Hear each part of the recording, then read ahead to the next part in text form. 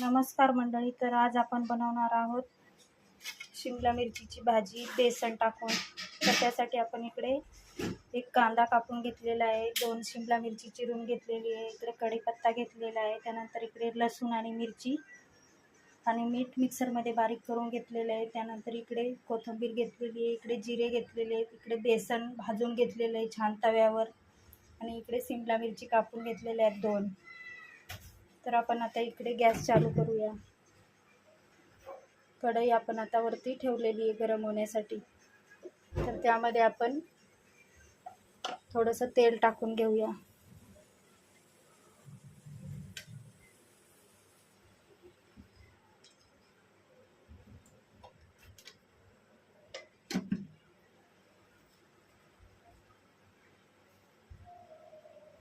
तर आपलं तेल गरम झाल्यानंतर आपण त्यामध्ये आता मोहरी टाकून घेऊया.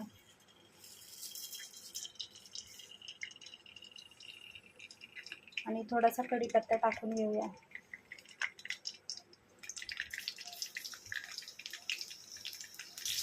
त्यानंतर त्यामध्ये थोडीशी हळद टाकून घेऊया.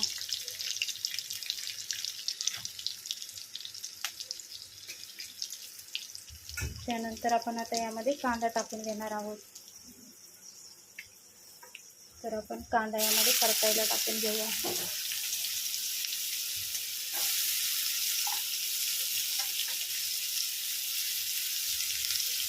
तर ते छान असं परतून घेऊया.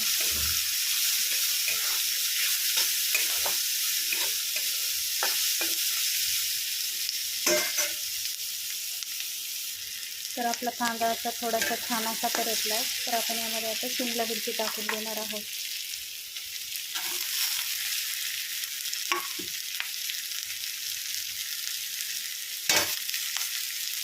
छान अशी परतून देणार आहोत.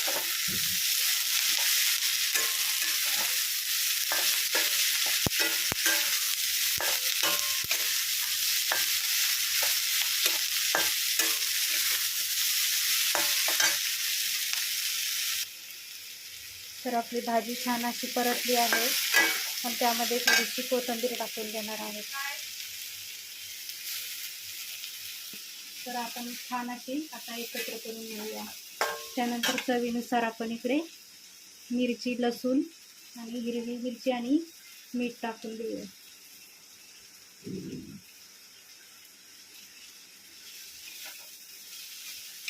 थोडासा लाल मसाला टाकून घेऊया. ते छान असं एकत्र करून घेऊया. तर थोडंसं पाणी टाकून घेऊया.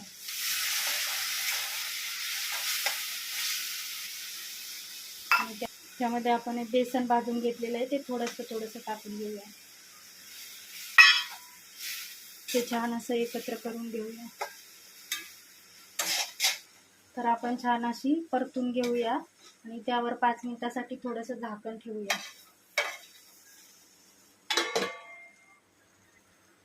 तर आपण हे झाकण आता बाजूला करून घेऊया. तर आपली छान अशी भाजी शिमला मिरचीची तयार आहे. तर ती तुम्ही पण छान अशी घरी ट्राय करा. तर खाण्यासाठी रेडी आहे.